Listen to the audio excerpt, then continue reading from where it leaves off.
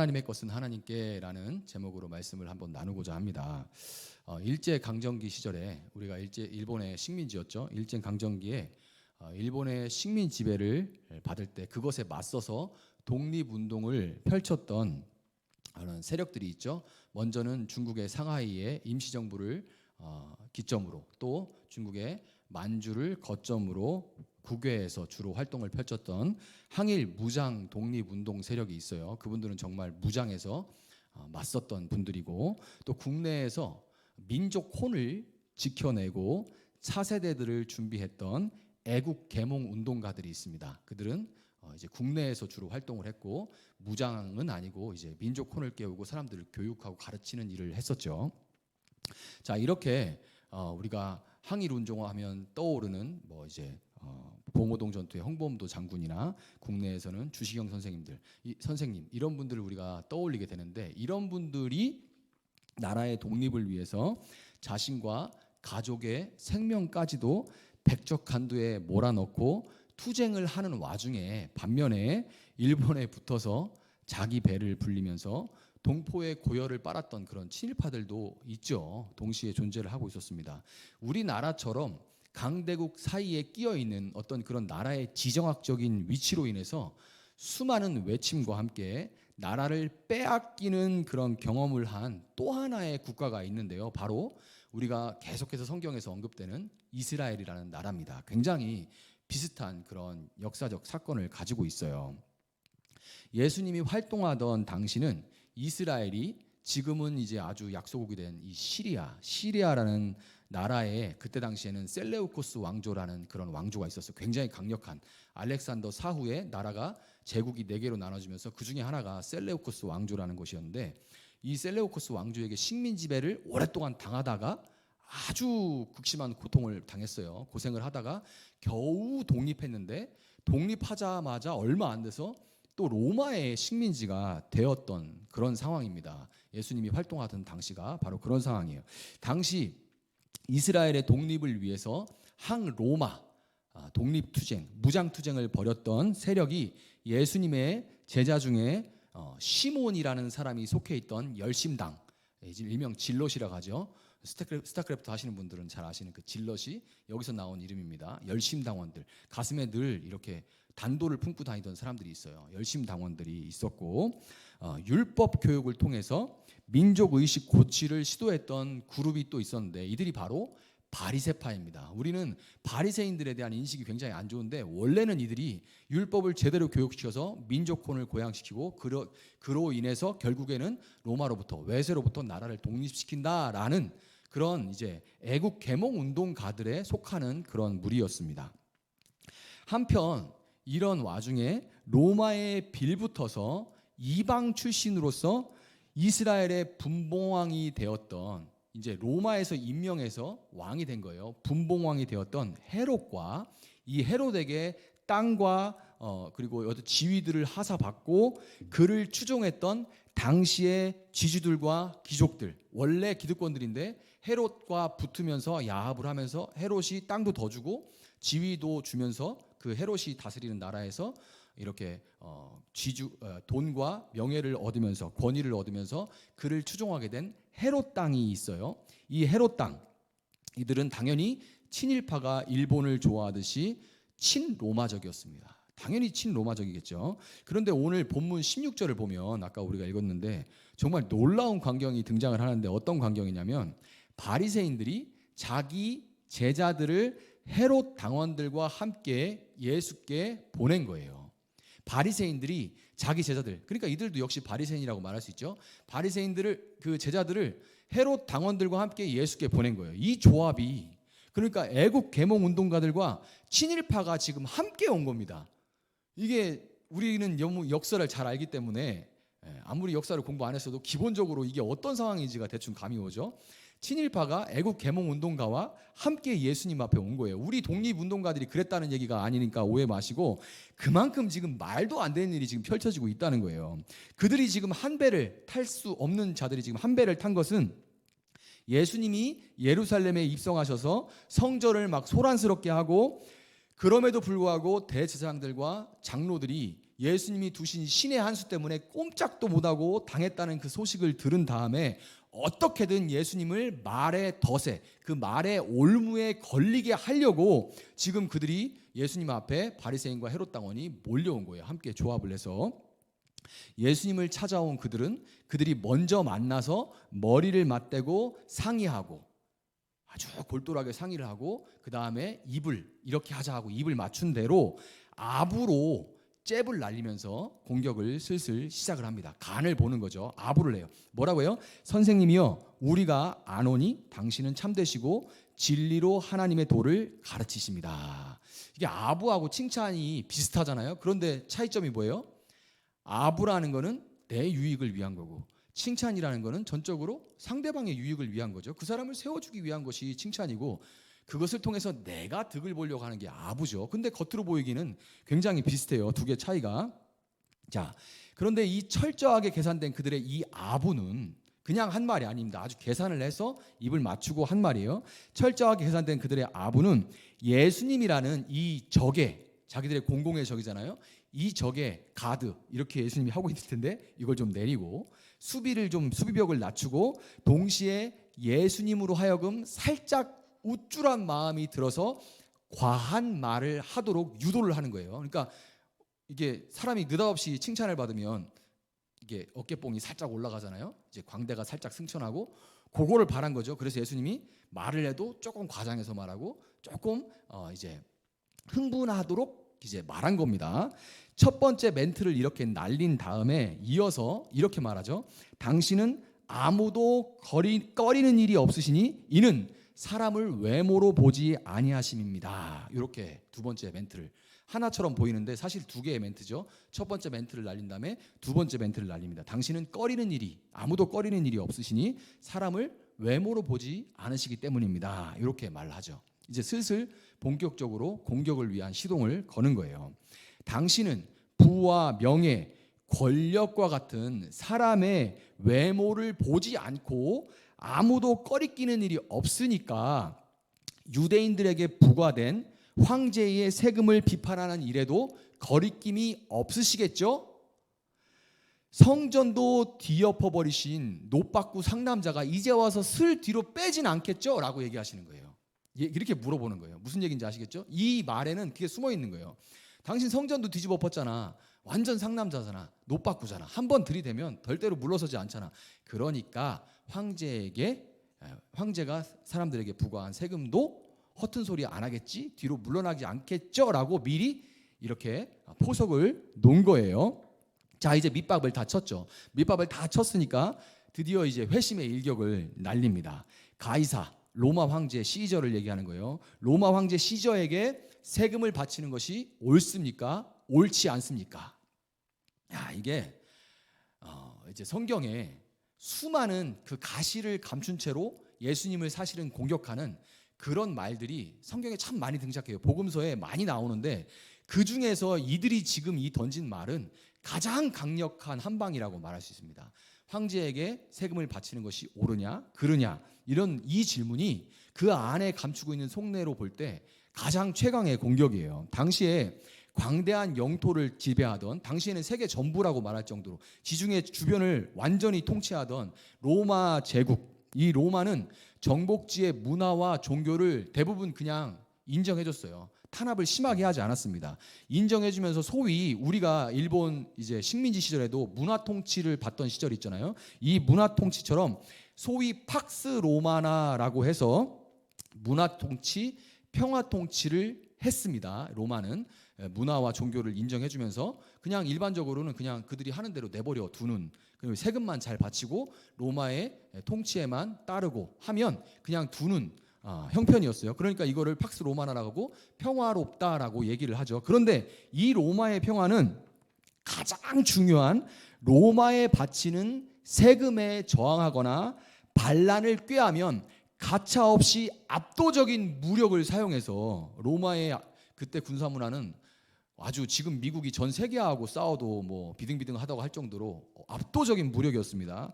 그러니까 이 압도적인 무력을 사용해서 박살을 아주 내버리고 몽땅 그 반란에 가담한 사람들을 전부 십자가에 박아가지고 사거리에 다 내걸었어요. 한 사람도 두지 않고, 유명한 그 사건이 스파르타쿠스의 반란입니다. 그때 그 검투사들의 반란을 한 사람 한 사람 다 십자가에 박아가지고 길 대로변에다가 쭉 박아놨어요. 봐라, 로마에 저항하면 이렇게 된다, 이렇게 된 거예요. 그 십자가에 박으면 쉽게 죽지 않습니다. 고통스러워하면서 일주일, 스파르타쿠스 같은 이런 건장한 사람들은 20일 가까이 버텨요. 안 죽어. 죽고 싶어도 못 죽어. 그렇게 죽어가는 모습을 사람들이 다 보게 했어요. 홀랑 벗겨가지고. 그렇게 로마가 아주 무시무시하게, 아주 다시는 저항할 생각도 못하게, 꿈도 꾸지 못하게 그렇게 압도해버리는 힘에 기반한 그런 평화였어요. 로마의 팍스 로마는 힘에 기반한 평화였습니다. 만약에 이런 상황에 예수님이 이 바리새인과 헤롯 당원들의 아부에 흔들려서 이 질문에 세금을 내는 것이 옳지 않다는 말을, 옳지 않아 이렇게는 안 해도 그게 이렇게 좀 돌려서 나름대로 말한다고 말하다가 뉘앙스라도 그 세금을 내는 것은 옳지 않다, 너무 과하다, 아니면 우리는 유대인인데 왜 우리가 로마에 세금을 내냐, 이렇게 뉘앙스라도 살짝 내면 그 즉시 지금 친로마파 헤롯 당원들까지, 그래서 바리새인들이 데려온 거예요.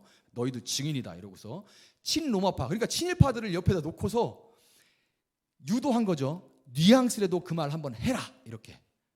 그래서 아주 거기서 뉘앙스라도 예수님 얘기를 하면 완전 빼박, 로마 당국에 맞서는 반역자가 돼서 현장에서 즉각 체포를 당하게 되는 거예요. 반대로 예수님이 국가도 하나님이 세우신 것이고 식민지인 것도 다 하나님의 뜻인데 세금 낼 수도 있다. 이런 말, 국가도 하나님이 세우셨고 식민지가 된 것도 하나님의 뜻이다, 이런 헛소리 하는 목사님들 지금도 있어요.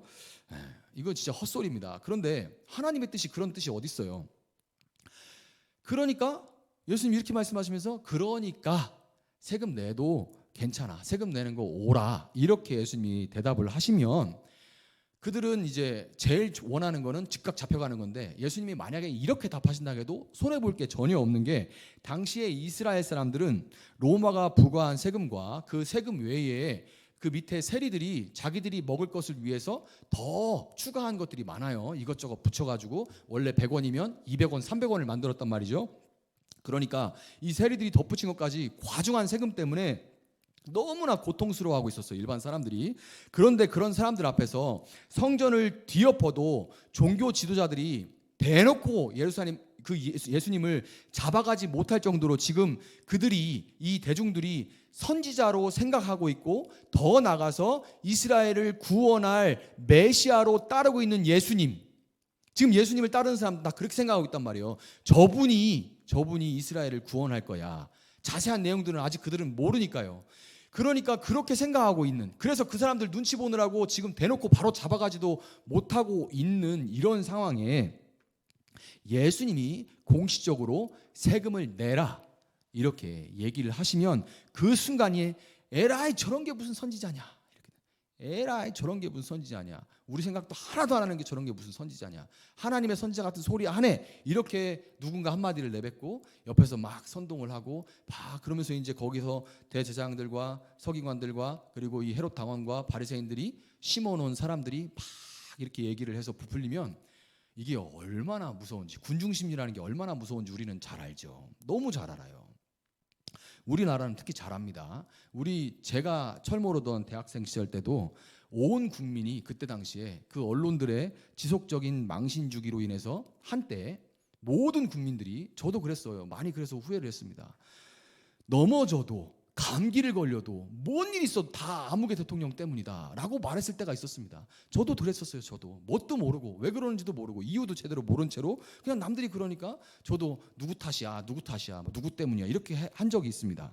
그렇게 몰아 세우다가 결국 그 사람을 벼랑에서 떨어지게 만들었던 이런 경험을 우리는 갖고 있기 때문에 이 군중심리가 얼마나 무서운지 너무 잘 알죠. 그러니까 이들은 손해볼 게 없어요. 예수님이 세금 내라고 해도 손해볼 게 없습니다. 결국에 예수님은 이렇게 말해도 죽고 저렇게 말해도 죽는 외통수에 걸려버린 거예요. 대답을 안 할 수도 없고 이제 외통수에 걸려버렸습니다. 그런데 예수님 그들의 의도를 너무 잘 아시고 아주 태연하게 그들에게 세금 낼 돈을 내게 보여라 이렇게 말씀을 하시죠. 세금 낼 돈을 내게 보여라. 그리고 그들은 이제 화면에서 볼 수 있는 로마의 동전 보시나요? 로마의 잘 보세요. 지금 조금 올려놓을 테니까 잘 보세요. 이 로마의 동전 앞뒤면이 있습니다. 이 은화거든요. 이게 은으로 만드는 동전인데 조금 조악하긴 하죠. 당시에 이제 세공 기술 같은 것들이 그리고 주조 기술이 떨어지니까 이 은화였던 데나리온, 로마 돈 데나리온을 가져옵니다. 당시에 이 이야기가 벌어졌던 성전에서는 황제의 얼굴과 여기 글귀가 뒤에 보면 써 있는데 이게 라틴어로 시저 아우구스투스 이렇게 써 있어요. 존엄한 자, 신의 아들 이런 뜻입니다. 아우구스투스 존엄한 자, 신의 아들 이런 뜻이에요. 이 글귀가 있는 이 동전을 자 여기까지 볼게요. 이 동전을 너를 위해 어떤 형상도 만들지 말라 하는 제2계명, 10계명의 제2계명을 어긴다고 해서 이 신전에서는 이 데나리온을 사용하지 못했습니다. 왜냐하면 이게 우상의 형상을 만든 거니까요. 그래서 신전에서는 성전 3개를 따로 만들어서 사용하고 있었는데 예수님은 정말 고단수죠. 예수님은 친로마파인 헤롯 당원들이 거기 있기 때문에 그들은 동전을 갖고 오라 이렇게 세금 낼 돈을 갖고 와라 이렇게 얘기하면 이 세겔이 아니라 데나리온을 갖고 올 걸 예수님은 알고 있었어요. 그러니까 그 돈을 가져와라 이렇게 말씀하신 거죠. 이 동전의 형상과 글이 누구의 것이냐라고 묻는 예수님의 질문에 그들이 가이사, 이 시저의 것입니다 라고 답을 하니까 예수님은 그 유명한 오늘 본문에 하나님의 것은 하나님에게 시저의 것은 시저에게 바쳐라 라는 이 말씀을 하셨고 얼른 이거 생각해 보면 어떻게 들리냐면 예수님이 세금을 내라는 것도 아니고 내지 말라는 것도 아니고 요런 우리가 이제 소위 생각하는 그 중도 있잖아요. 이게 회색지대 하라는 것도 아니고 하지 말라는 것도 아니고 이게 중간에 그쯤에 있는 그런 중도와 같은 그런 대답으로 위기를 모면한 것 같이 그렇게 보일 수 있어요. 이 말이. 그리고 이 말씀, 이 구절을만 떼서 이렇게 설교하는 목회자들도 있습니다. 저도 들어봤었는데 이 세금은 세금대로 내고 정부의 세금은 세금대로 내고 하나님께 헌금은 헌금대로 내시기 바랍니다. 여러분 바른 시민이 되십시오. 그래서 세금은 떼먹지 말고 다 내십시오. 그리고 헌금도 하십시오. 뭐 틀린 말은 아니에요. 근데 이 구절을 떼와서 이렇게 설교하시는 분들도 많이 봤어요. 그런데 여러분 과연 제가 지금 상황을 쭉 설명을 드렸는데 과연 예수님이 날카로운 공세를 중도적인 입장으로 그냥 뭉개면서 넘어가셨다거나 아니면 세금도 내고 헌금도 내라 하는 정도의 말을 하신 거라면 작정하고 지금 아예 작정하고 하나가 돼서 달려들었던 이 바리새인들과 헤롯 당원들이 22절과 같이 그 말씀을 듣고 놀랍게 여겨서 여기 놀랍게 여기다로 번역된 이 따우마조라는 단어는 놀라서 두려워하다라는 뜻을 가지고 있어요. 그냥 깜짝 놀라서 벌벌 떨었다는 얘기예요. 그러니까 중도로 그냥 얼버무렸거나 아니면 세금도 내고 헌금도 내라 말한 것 때문에 지금 아주 작정하고 달려든 사람들이 놀라서 돌아갔을까요? 아니겠죠. 배경 지식과 이 상황에 대한 이해가 필요해서 오늘은 제가 서론을 좀 길게 말씀을 드렸는데 오늘은 이 바리새인들과 헤롯 당원들이 놀라서 두려워하며 떠나가게 만든 이 가이사의 것은 가이사에게 하나님의 것은 하나님께 바쳐라 라는 예수님의 그 말씀에 담겨 있는 진짜 의미와 함께 그것이 오늘 우리에게는 어떤 의미가 되는지 무엇을 말하는지 함께 간략하게 살펴보도록 하겠습니다. 예수님의 말씀의 이 진짜 의미를 알기 위해서는 그분이 바리새인들과 헤롯 당원들에게 하신 그 앞서 하신 그 질문을 잘 살펴봐야 돼요. 질문을. 그게 답입니다. 뭐라고 물어보십니까? 예수님이 이 형상과 이 글이 누구의 것이냐 하고 물으시죠. 이 형상과 이 글이 누구의 것이냐 이렇게 물어보세요. 만약에 예수님이 이 돈, 이 은화가 누구 돈이냐 이렇게 물어봤으면 이 은화가 누구 것이냐 물어봤으면 예수님 말씀하신 가이사의 것은 가이사에게 이거는 정말로 어떤 목사님 말씀하시는 대로 이 돈은 가이사에게 속해 있으니까 가이사에게 돌려줘라 이렇게 들릴 수 있죠. 그러니까 세금 내라는 얘기로 들릴 수가 있어요. 그런데 예수님은 그렇게 질문하신 게 아니에요. 분명히 동전에 있는 형상과 글이 누구의 것이냐 이렇게 물어보시죠. 동전에 있는 형상과 글이 누구 것이냐 물어보세요.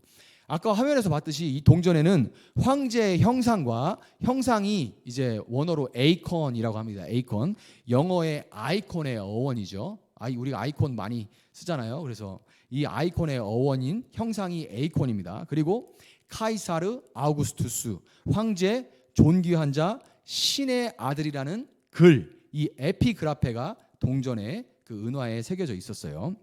자, 그러니까 황제는 보이는 세상의 중심, 모든 부와 권력과 명예, 그 힘의 결집체, 모든 세상에 보이는 것들이 결집된 결집체, 즉 아이콘이었습니다.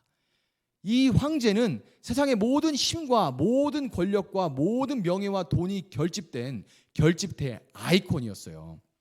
그리고 그 그림에는 그 황제라는 아이콘에 대한 세상의 평가, 세상이 그 아이콘을 뭐라고 평가합니까? 존귀한 자, 신의 아들. 신의 아들이면 곧 다시 말해서 신 자체인 거죠. 황제는 인간이 아니에요. 신 자체라는 얘기인 거예요. 그 신에 대한, 그 황제에 대한 평가이자 그 신에 대한 신앙 고백이 글로 기록이 되어 있는 거죠. 그러니까 예수님이 황제의 것은 황제에게 바치라, 이 바치라로 번역된 아포도테도 돌려주라로 번역하는 것이 좀 더 와닿는데요. 그러니까 황제의 형상과 글에 속한 것은 황제에게 돌려주라, 이렇게 말씀하신 거예요. 황제의 그림과 아이콘과 그리고 황제의 글에 속한 것은 황제에게 돌려줘라, 이렇게 말씀하신 거예요. 그 말씀은 지금 예수님 앞에 있는 이 바리새인들과 헤롯 당원들이 누구에게 속해 있다는 말씀이에요? 누구에게 속해 있다는 말씀이에요? 그들이 황제에게 속해서 그 아이콘을 더블 클릭하면 팝업되는, 우리가 컴퓨터에서 아이콘을 더블 클릭하면 팝업되는 것들이 많잖아요. 한글을 더블 클릭하면 한글이 뜨고 엑셀을 더블 클릭하면 엑셀이 뜨듯이 그 황제라는 아이콘을 더블 클릭하면 팝업되는 부와 명예와 그리고 힘을 좀 더 얻어먹어 보려고 그에게 신앙 고백을 하면서 살고 있다고 예수님이 그들에게 말씀하신 거예요. 여러분, 헤롯 당원을 제가 친일파도 같다고 말씀을 드렸죠. 식민지 당시 친일파들이나 아니면 그들이 해방 후에 미국과 소련의 냉전 체제나 그리고 한국 전쟁을 거치는 와중에 청산될 기회가 전혀 없이 오히려 그 친일로 모은 부와 그들만의 끈끈한 네트워크로 한국 사회 곳곳에 형성하고 있는 이 친일 기득권자들, 그러니까 그때 당시 친일파들이나 지금의 친일 기득권자들이나 하는 말은 동일해요. 하는 말은 동일해요. 그들은 뭐라고 말하냐면, 나는 친일을 한 게 아니라 당시에는 조선, 그리고 지금은 한국을 발전시키기 위해서 현실적이고 효율적인 선택을 한 것이다, 이렇게 말합니다. 조선과 한국을 발전시키기 위해서 현실적인, 그렇게 독립운동하고 그럼 뭐해? 실제적으로는 이 나라를 발전시키기 위해서는 이렇게 하는 거야 라고 그들은 말해요. 아마 여러분들도 뉴스 같은 데서 식민사관을 가지고 있는 학자들이 뭐라고 말하냐면, 일본이 조선을 비롯해서 당시의 동남아 국가들을 식민지화해서 그들의 근대화를 도왔다, 이렇게 말을 하거나, 한국이 이만큼 성장할 수 있었던 것은 일본이 제공한 차관 덕분이다, 이렇게 말하는, 저게 진짜 이 한국 땅에서 같이 숨쉬고 같은 물 먹고 같은 쌀 먹는 사람들 맞나라는 생각이 들게 만드는 그런 말을 들어본 적이 있을 텐데요. 그들이 그렇게 뻔뻔하고 당당할 수 있는 것은 자신들의 동기가 사실은 철저하게 나의 안위와 북이라는 속내를 숨긴 채 겉으로는 자기가 내세우는 그 논리들을 진짜로 믿기 때문에 그래요. 진짜로 믿기 때문에 그렇게 당당하고 뻔뻔할 수 있는 거예요. 이걸 심리학 용어로는 자기 거짓말을 자기가 믿어버리는, 뭐라고 해요? 리플리 증후군이라고 하죠. 자기 거짓말을, 자기 속내를 포장하기 위해서 다른 말을 했는데, 이거 말하다 보니까 내가 그 말을 믿어버려요. 완전 믿으니까 그때부터는 뻔뻔하고 당당해지는 거예요. 우리 근대화를 도왔어, 이렇게 말하는 거죠. 이렇게 겉과 속이 다른 걸 우리 뭐라고 합니까? 외식이라고 해요. 외식이라고.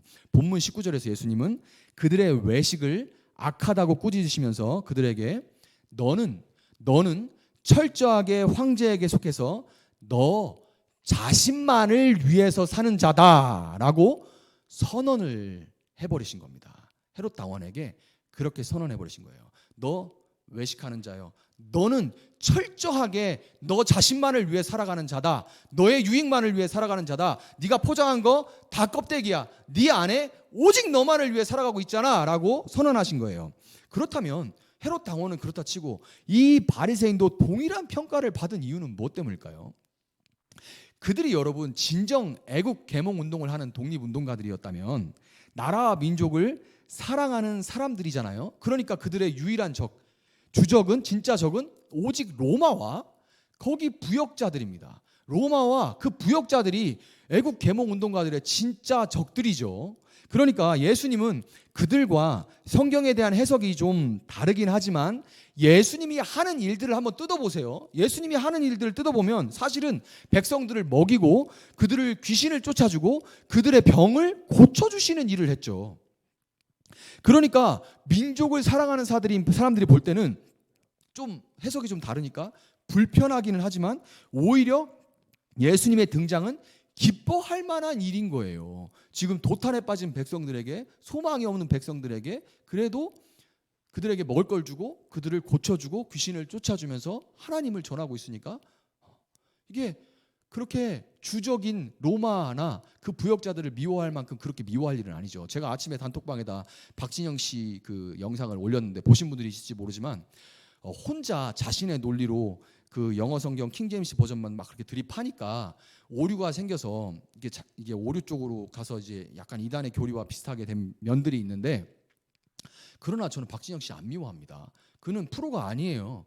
근데 이런 영상을 통해서 영향력을 미치는 거는 저는 우려하고는 있지만, 그러나 그가 나름대로 그렇게 나름의 예수님을 만나고 믿고 그리고 그 결과로 이렇게 살아내보려고 노력하는 부분은 저는 좋게 봅니다. 그를 막 미워하거나 그러지 않아요. 뭐 사탄화하고 거기 때문에 기독교가 망한 것처럼 그렇게 전혀 생각하지 않습니다. 그러나 이제 그렇게 대중의 영향력을 가진 분이 영상으로 그렇게 프로가 아닌데 자칫 잘못 가르치는 것은 이제 문제를 일으킬 수 있다고 생각을 하는 거죠. 그런데 지금 바리새인들은 전혀 그렇게 하고 있지 않죠. 그러니까 그들이 그토록 예수님의 사역에 시비를 걸고 심지어 아예 덫을 놔서 죽여버리기 위해 자신들의 적인 로마의 앞잡이, 로마의 부역자들인 헤롯 당원들과 손을 잡기까지 했다는 것은 결국 그들의 속내는 뭐예요? 자신들이 백성들로부터 받는 존경, 그리고 거기서 나오는 권위, 백성들이 존경하고 따르니까 거기서 나오는 권위, 인기, 지위, 그리고 무엇보다 그들이 그 지위와 권위와 인기를 통해서 누리는 돈이 예수님 때문에 위협받는 것이 싫었던 거예요. 어찌 보면 이게 대놓고 욕을 먹는 헤롯 당원들보다 음험한 자신들의 속내를 철저하게 숨긴 채 겉으로는 율법을 잘 지키면서 오직 나라와 민족에 대한 사랑만이 동기인 것처럼 그렇게 행동하는 바리새인들의 위선, 이 위선이 더 가증스러운 거죠. 예수님이 그 둘 다를 다 꿰뚫어 보신 거예요. 여러분, 예수님이 겉으로는 황제로부터 제일 멀 것 같은, 이 황제로부터 제일 멀 것 같은 바리새인이 사실 그 누구보다 황제에게 속했다는 그 위선을 밝히 드러내시고는 너는 황제로 상징되는 사탄, 이 세상에 눈에 보이는 것에 붙들려 살게 만드는 이 사탄에게 속해 있으니까 너는 겉으로 아무리 포장하고 하나님 하지만 그러나 네 속에는 세상에 보이는 것들만을 위해 살게 하는 그 사탄에게 속했으니까 사탄에게 돌아가라 라고 말씀하신 거예요. 예수님이 너는 사탄에게 속했으니까 사탄에게 돌아가라 이렇게 말씀하시니까 정체가 그 앞에서 드러난 헤롯 당원들과 바리새인들이 함께 놀랍게 여기며 예수님을 떠나갈 수밖에 없었던 거예요. 그렇다면 여러분, 가이사에게 바칠 것들은 가이사에게 돌려보낼 것들은 그렇게 돌려보내고, 그럼 하나님께 돌려보낼 것은 무엇일까요? 하나님께 돌려드릴 것. 예수님의 질문과 합해서 보자면 이렇죠. 하나님의 형상과 글은 하나님께 돌려드려라. 가이사의 것은 가이사에게 돌려줘버리고 하나님께 그 속한 그 하나님의 형상과 글은 하나님께 돌려드려라가 되는 거예요. 하나님의 형상은 누구죠? 창세기 1장 26절 한번 볼게요. PPT. 창세기 1장 26절. 하나님이 이르시되 우리의 형상을 따라 우리의 모양대로 우리가 사람을 만들고 그들로 바다의 물고기와 하늘의 새와 가축과 온 땅과 땅에 기는 모든 것을 다스리게 하자 하시고 아멘.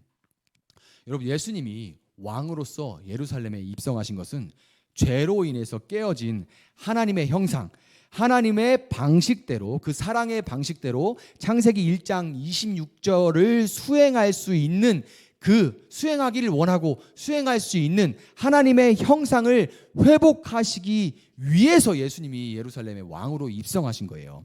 예수님을 믿고 하나님의 형상이 회복돼서 하나님께 속해 있는 자들은 바리새인과 헤롯 당원들처럼 황제의 것과 하나님의 것이 따로 있는 것처럼, 마치 따로 있기라도 한 것처럼, 다 하나님 거죠. 근데 하나님 것은 따로 있고 세상의 것, 가이사의 것은 따로 있기라도 한 것처럼 이분법적으로 세상을 쫓아 살아가고 있으면서도 스스로와 타인을 속이면서 종교적인 행위와 용어들로 마치 신앙적으로 잘 신앙이 좋은 것처럼 위선적으로 살아서는 결코 안 되는 거예요.